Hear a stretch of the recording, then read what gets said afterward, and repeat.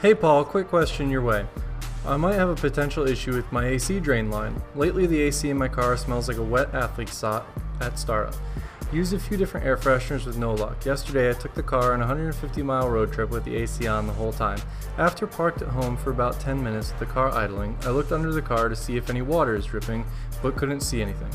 I think I might have a clogged or missing drain line which causes the AC to smell. Do you by any chance know where the drain line might be on a MK7 GTI? The car is about 23,000 miles on it. Okay, Ishmael, so the question you have, your issue you're having about the car smelling on the interior, if that's the issue, first of all, at 23,000 miles, you should have already replaced the cabin filter. If you're not familiar with what that is, we did a DIY on a MK7. It's actually a really easy cabin filter to replace. I'll put a link to that DIY where we have more info here, and you can check that out. The other note I wanted to make about that, well, first of all, let's talk about this. Cabin filters. If your car had an activated charcoal cabin filter, which there are two different ones which we discussed in that video, but if your car has an activated charcoal cabin filter, basically there's activated charcoal in the actual filter itself. It catches a lot more odors. The problem with activated charcoal is while it catches more odors and keeps your car smelling better, the fact that it catches all those odors means that it will smell earlier and much worse if you don't replace it at the interval time. So 20K is when you're supposed to replace cabin filters. You know, if you want to replace it sooner, that's a good idea.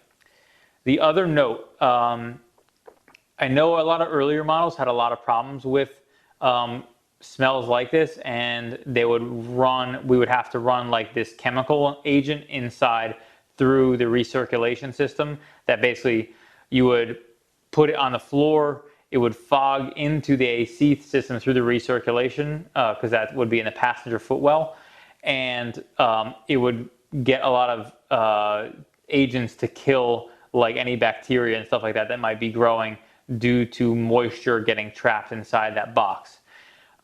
That's an option. Keep in mind that's not going to make it smell better, but it will kill the bacteria long term. It will make it smell better. But this is the one component that a lot of people don't know about that.